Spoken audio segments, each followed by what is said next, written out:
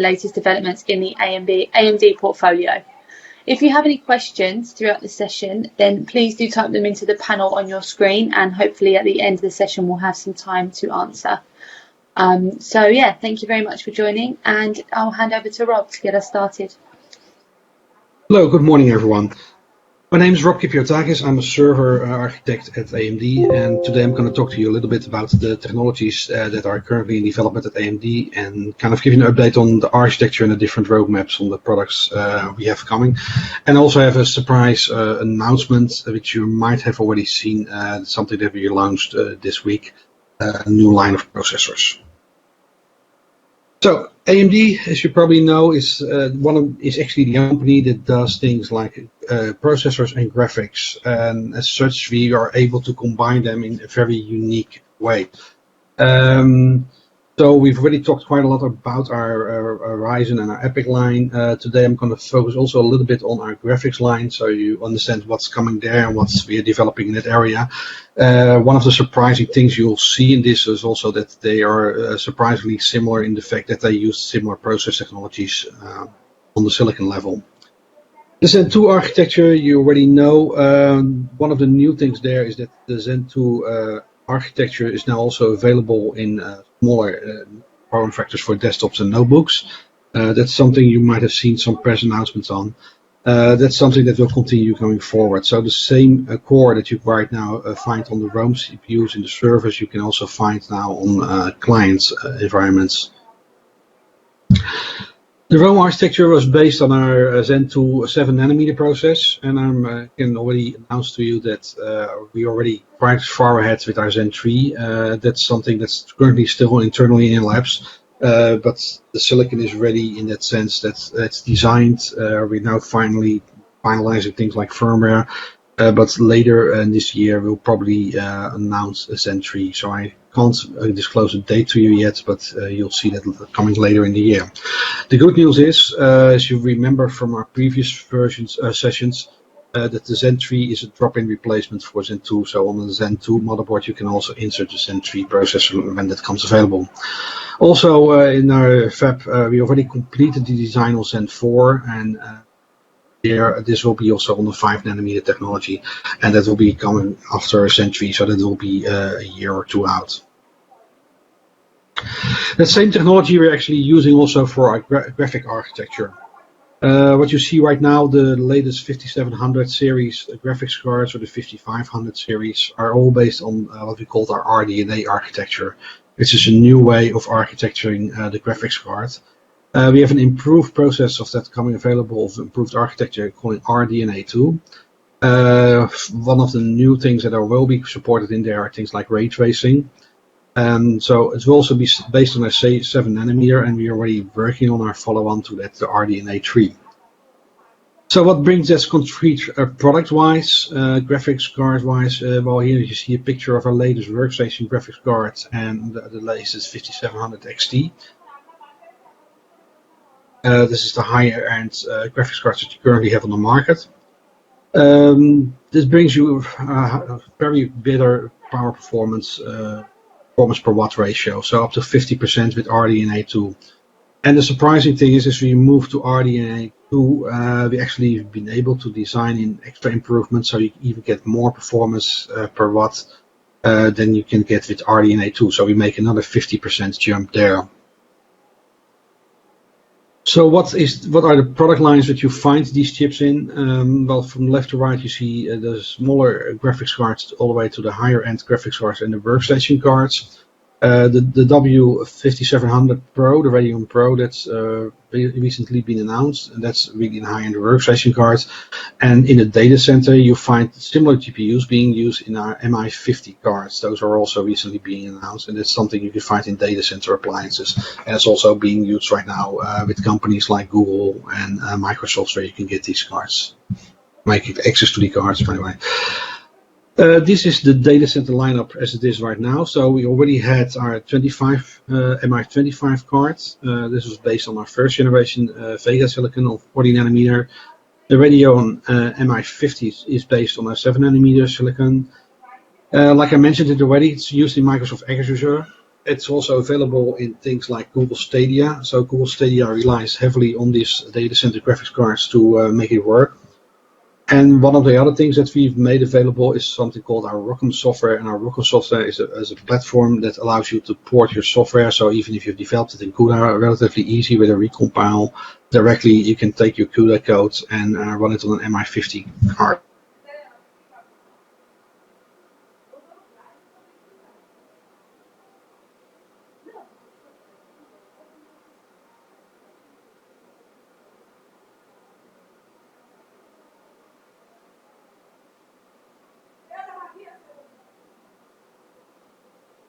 Hi Rob, seems like we've lost your audio here.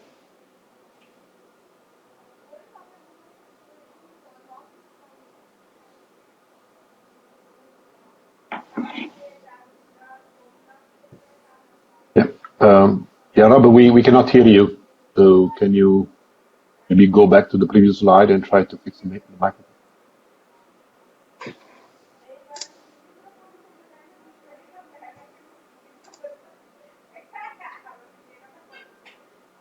Hi Rob, can you hear us?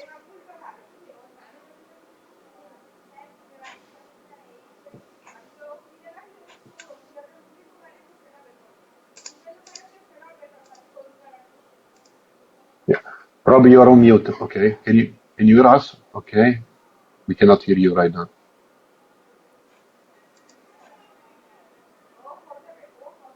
I don't think he can hear us. Yeah. It's strange. Apologies for that. Maybe Dieter, maybe if you start sharing your screen, then I can get in touch with Rob offline just to make sure he's aware, because it doesn't sound like he is. All right, thank you. Yeah, probably it's a system issue because his mic is unmuted. Yeah. Okay.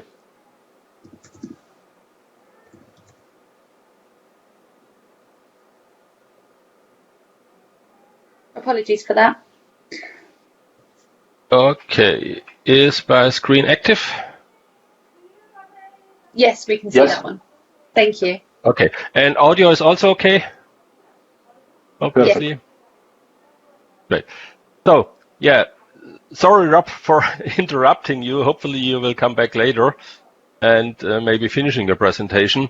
Yeah, welcome to the update of our AMD EPYC products roadmap. I guess some of the parts Rob wants to mention was the release of the frequency optimized EPYC processors last week. We will have this also in our systems, and we can shortly mention.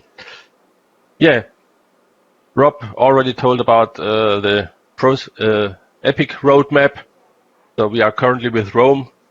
Milan will also follow as planned, and Genova will give a new base system, but the Milan processors will can be used in all our current EPYC products.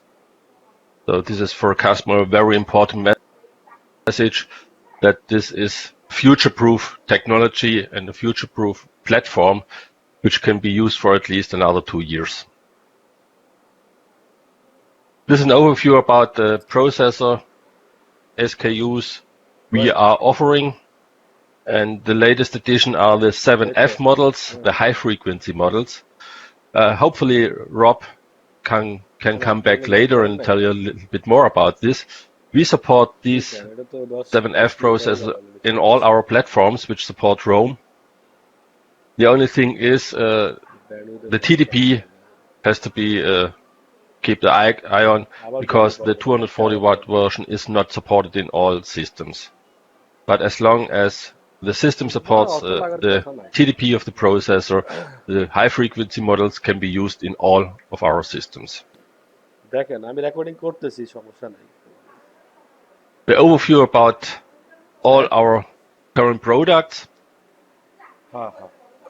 This is from the multi-node systems with the big twins, with 4 dual processor systems per node, to the twin pros with 4 single socket nodes, and Also, in addition, the recently announced blade systems with single socket, currently either for high TDP processors up to 280 watts, and also a version which supports GPU.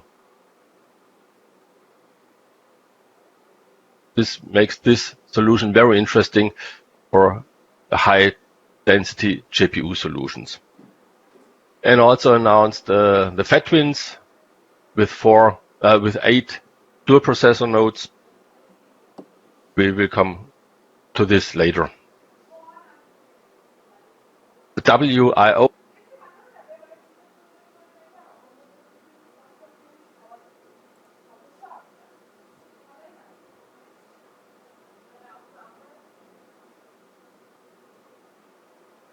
(2U and 1U 2 DIMMs per channel solution are right in front of the door. The Ultras will also get some updates. The 1U solutions will be available mid of May. The 2U will be coming a little bit later. And already available is the 8 GPU server with FUYU, which is a very interesting solution for GPU networks, and applications like IA training and stuff like that. Yeah, the roadmap in a short overview. Now let's move on to the different products. The big twins, the HTR, which is SATA only, and the HNR, which is NVMe and SATA or SAS. These are available and already shipping. I don't want to go through all the detailed specs in detail because I think you can read by yourself, and you can later on download this presentation together with the others from the link in the channel section of our website.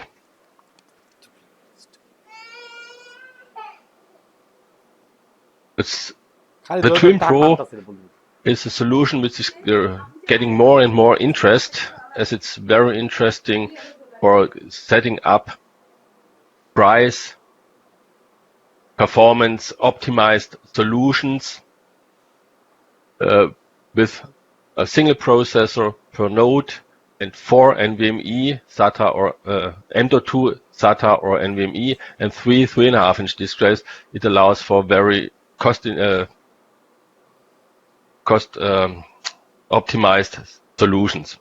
And also together with a 7F processor, we managed to get another world record benchmark, in this case for the TPC-X IoT benchmark. With this system and as said, the latest 7F2 processor, we were able to establish the highest performance and lowest dollar per performance over the previous record holders for these systems. So very interesting. You can also check our website for the latest press release, where you'll find some more of the details.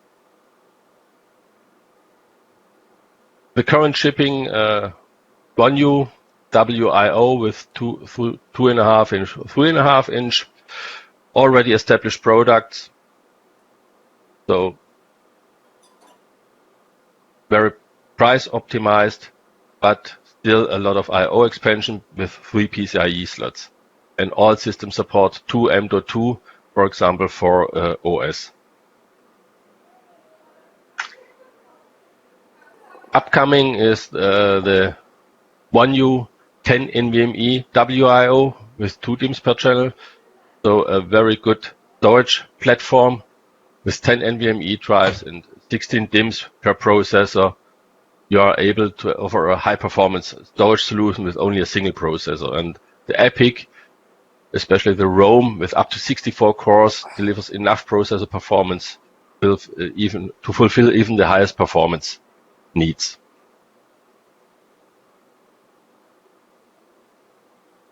Yeah, and as already mentioned, our 8 GPU system. This system is very unique in the market because nobody else offers a solution with up to 160 PCIe lanes. How did we achieve this? The EPYC processor uses PCIe lanes, 64 PCIe lanes for processor-to-processor communication. With a PCIe 4.0, the performance is high enough that we can use 16 lanes less for the processor-processor communication and use this additional 60 lanes for 2 processors to add high-speed networking cards for the GPU connection. So we can configure this system with up to 10 PCIe 4.0 by 16 slots for high performance networking together with fully equipped direct attached GPU solutions.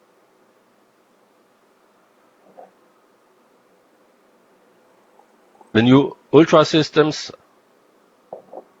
as you know from the Ultra system, Ultra means high expandability and high performance. So these systems offer up to 32 DIMM slots, up to 6 PCIe slots, and with up to 4 by 16 slots for the 2U, this offers a very high bandwidth for any kind of application needs like high-speed networking and stuff like that. And with PCIe 4.0, we can even support 200G networking in these systems without any restrictions. The 1U systems will be available in May. The 2U will be available a little bit later. And for the 1U, for the NVMe solutions, we offer the 1U Ultra with 12 NVMe slots, which makes it very interesting because now you get really a very high performance system with 2 processors, so up to 128 cores, 32 DIMMs with up to 8 terabyte with the appropriate DIMMs and 12 NVMe. This is really high-end, high-speed storage solution. And similar, the 24-bay 2U with up to 24 NVMe drives. And now recently announced the blade solutions. This can be used in our 8U chassis, currently with up to 100G networking. In preparation is up to 200G InfiniBand, so really high-speed solution. We have one blade which supports up to 280 watts processor, so for high computing needs. The other version of the blade supports GPU, even a double width GPU. So this allows a very interesting compact GPU solution. And last but not least, the FatWin with 8 dual socket nodes for you, a very compact high performance solution, for example, for HPC networking. Yeah, so that's the end of my presentation. Are there any questions?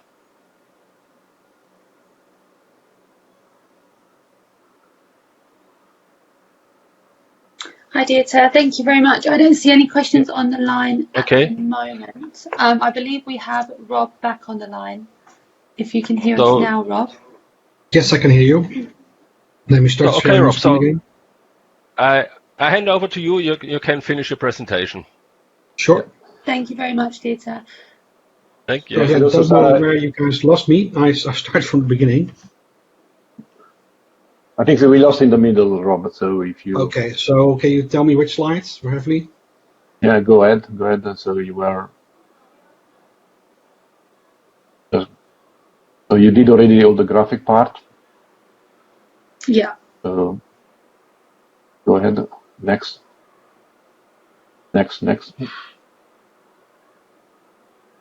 Which one? No, the next again. You were in the middle of your presentation. So okay, yeah, this one. This is good. So This you one? can start Okay. from here. Yeah, okay. So Thank you, the benchmarks we done actually is the world record we hold is 140 benchmarks, and about 15 of those are actually run on Supermicro systems. Here you see a list of the world record benchmarks that we did. So you'll see this. It's a bit of an eye chart, I understand, here on the presentation, but you'll get this also in the deck at the end. And above you find the URL where you can find all the different workloads on which we received world record performance. But to make this world record performance even better, at April 14th, we announced a new line of processors, this EPYC 7F series. These are all still based on the same ROM architecture as you know, but they're architected a little bit differently internally, allowing them to have a higher frequency and a larger level 3 cache. So these things were specifically designed for HPC applications, database performance where you license per core. So you have a higher frequency and a lower core count. So you get lower license cost there, and for hyper-converged infrastructure. The three different lineups we have right now for these are an 8-core part, which is the 7F32 that runs on 3.7 gigahertz base frequency. We have a 7F52, which is core part, which runs on 3.5 gigahertz, and we have a 24-core part, which runs on 2.2 gigahertz base.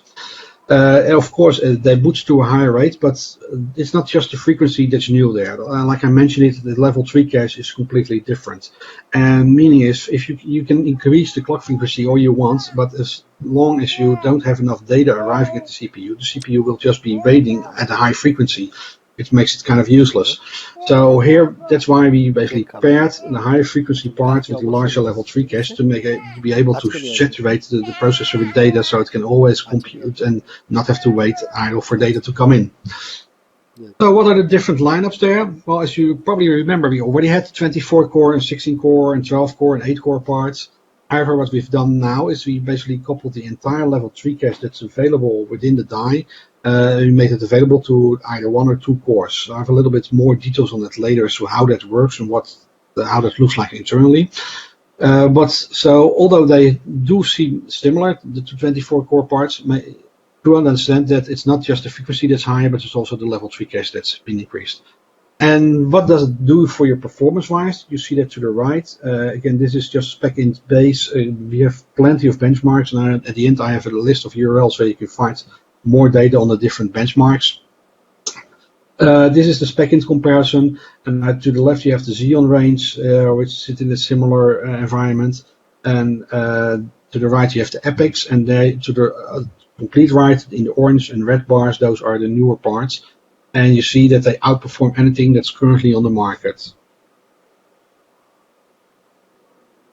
So here again you see a different comparison, but let's leave the table to the left alone for a moment. Let's look at the right. It kind of gives you an explanation as to how it looks internally. So here you see pictures of the entire compute core die that we have on our processors. And normally you have all of these populated, and you have your nice 8 cores on a single die. And if you combine 8 of those together, you have 64-core CPU part. What we've now done is that we disabled some of the cores there, and the one core that remains gets the full access to the level 3 cache. So 16 megabytes of level 3 cache for one single core. And on the 24-core parts, we've done it slightly different, where we have 2 cores sharing one single level 3 cache. So that gives you effectively 8 megabytes of level 3 cache per core. If you go look to the table to your left now, you see the similar parts that Intel has with the lower core counts. And if you see the number of level 3 cache that's available per part there, and the top you see it's up to, well, the most they can get is up to 4.5 megabytes of level 3 cache per core.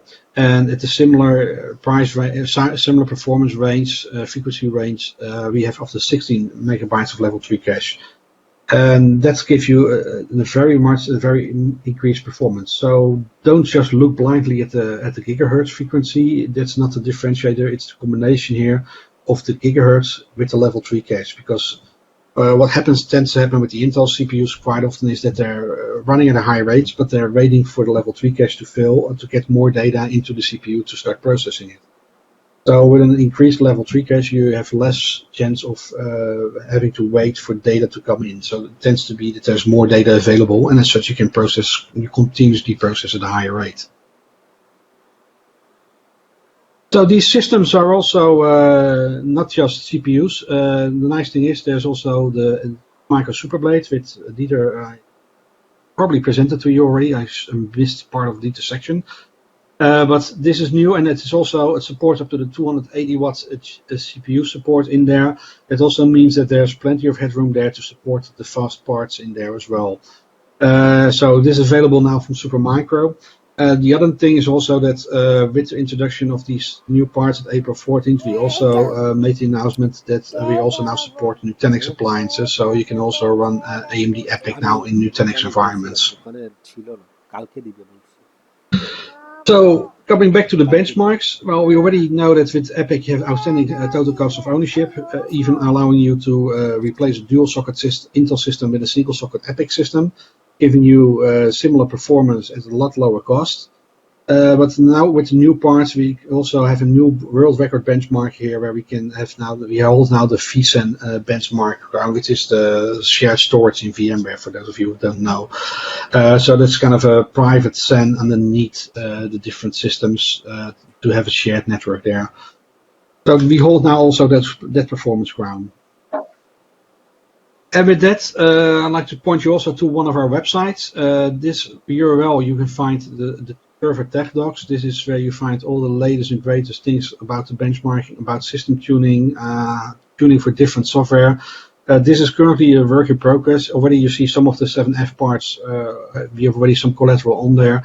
Over the next few weeks, you see a lot more content on these parts coming available. So even if you don't find the benchmark you want to, or the tuning guide you want to, check back frequently, because we're continuously updating this, and you find the latest and greatest tuning guides here.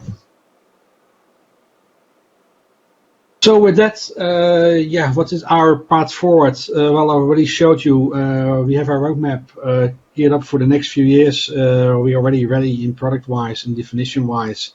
It's just a matter for us to execute, and that's basically both goes for graphics and for data center.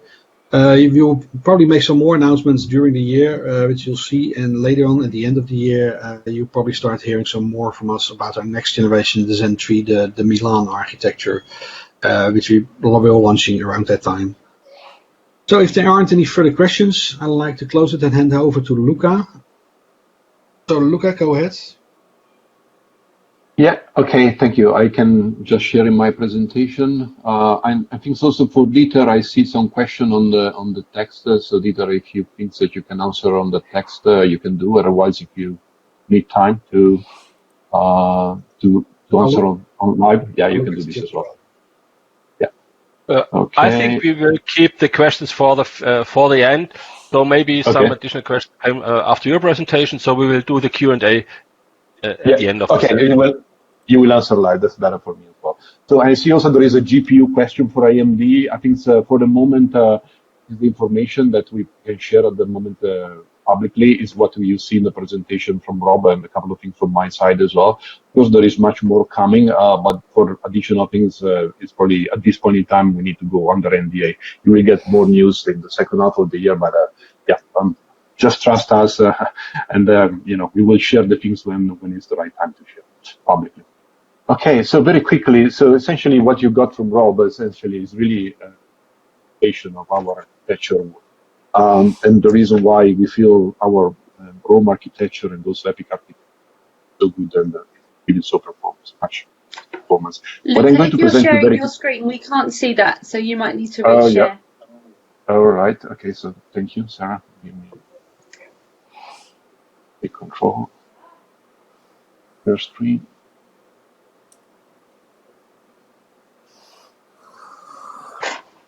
Interesting is. Oh yeah, sure.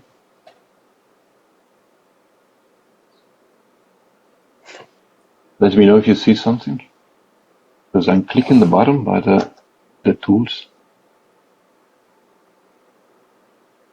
Doesn't tell me.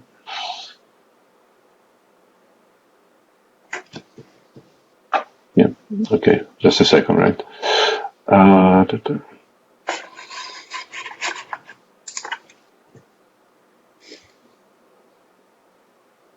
Otherwise, let's go straight to the Q&A, I think. Yeah, let's go. Let's go first with the Q&A, and then I can share the screen, because Is there anything that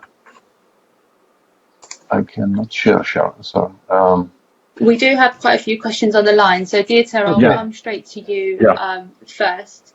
So the question is, are you planning any storage servers on the AMD processors on the Supermicro side? And also, are you planning any NVLink GPU servers on AMD processors? Okay, for the storage server, we count our NVMe system as storage servers, but I think you're talking about systems like the 90 bay, 60 bay systems. Not at the moment, but if the request is rising, I'm pretty sure we can do this. Then for the NVLink GPU, there might be a solution with I guess it's called Redstone, but this is currently not all set. So at the moment, we offer the 4124 with PCIe connected GPUs. And for this, there's another question I have read about the supported GPUs. The AMD GPUs V100 will be supported for sure. The T4 will be supported.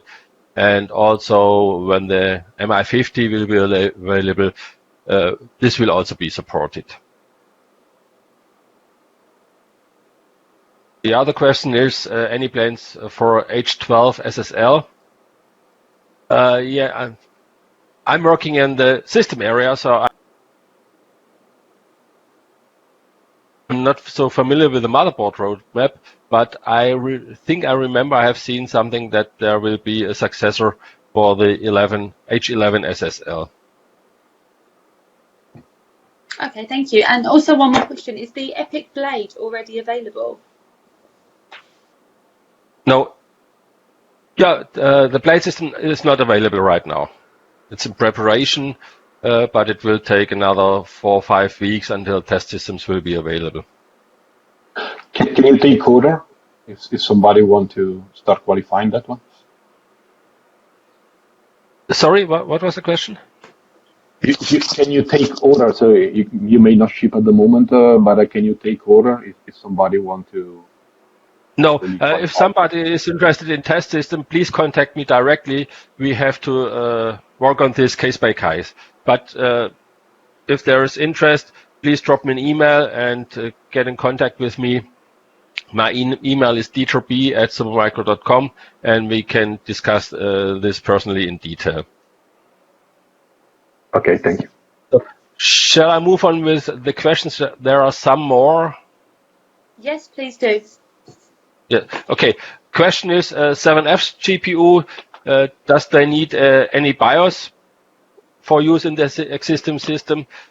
For best performance, the 7F GPUs shall be used with the AGESA code 1.0.0.5, and this is included in our current BIOS versions.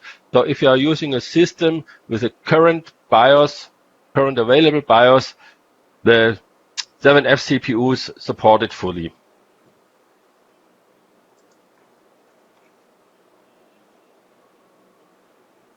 And there's a question regarding CPU memory speed for 7232P. I guess, Rob, this is an answer you might be able to answer better than me. Yeah, to be honest, I don't know too much about the details of the platform, but in general, what happens is that probably you set your memory to auto speed, and if there is some hiccup of a memory error or something on the bus, that system tunes down to a lower speed. So what you can try is setting the clock speed manually in the BIOS to 3200 or whatever the memory speed is highest available for the memory. No, I think this is this question targets more this cost-optimized CPUs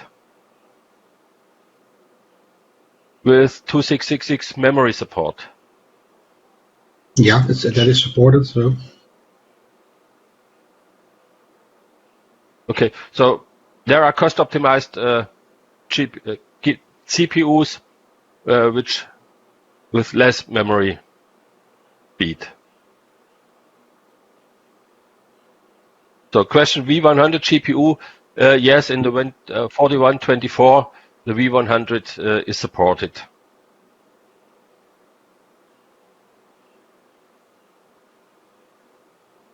Thank you, Dieter. So, Gianluca, we can see that your screen's sharing now. So if you want to get started, please go ahead. Yeah, okay, thank you, Sarah, and thank you, everyone. So the idea is that since we have a big audience here, and definitely the technical part was the key things that probably everybody was interested. What I'm going to share you in a couple of minutes is simply some sales resources that you may find online, something that you can use in your conversation, especially when you need to talk with a decision maker to the end customer, just to really, have a conversation a bit on the eye level that you can definitely follow up on the technical side if the customer is more interested. And also answering question where I can find the information that may help you to sell more. So you see already the roadmap is very solid. This is public, so remind the customer that AMD is committed. You see also the announcement that Rob mentioned on the 7F high frequency, so that is already done. Now, if customer want to know more about that, you can find in AMD public website this URL. It will be available offline, so all the presentation will be available for you. So, worry. But if you just click on this one, this is public, and you will see, for example, all the technical documents and white paper that are available for everyone. We start from the high frequency on top because those are just been released. But if you look on the left side, you will see that there are also information, white paper, technical documents by segment and by vertical. Right? You see healthcare, big data, cloud, container database, machine learning, and so on and so forth. And also by product series, so the Naples and Rome. And the release date. So this is something that you can use yourself, but you can also use with your customer if customer has question, especially if they want to see case study like we see Oracle, we see database, Microsoft, you see a bunch of other things. We discussed about the world record. Again, this is summary. This is again public. You see